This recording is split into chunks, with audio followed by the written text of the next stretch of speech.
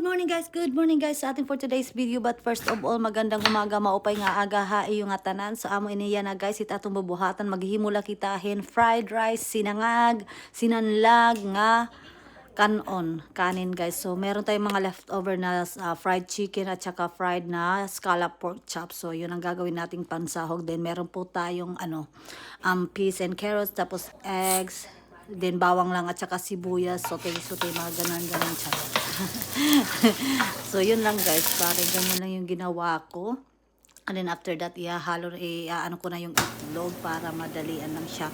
Madalian lang siya guys. Kasi late start naman ngayon kaya medyo hinabaan ko yung tulog ko ng konti. O, diba? So, yan.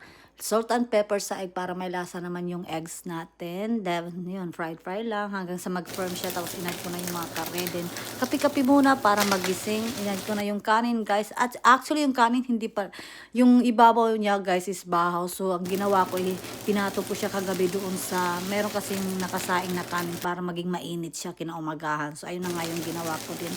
Sa'yo, ayun, naglagay din tayo ng toyo dyan guys, tinikman din natin kung tama na ba, and then salt and pepper again, and then pagkatapos nyan, ayan, ano na natin, magpe-plating na tayo para sa kanilang baon, para madali lang, and then nag-add po tayo ng apples at saka ng snack. So ayan lang yung baon nila guys.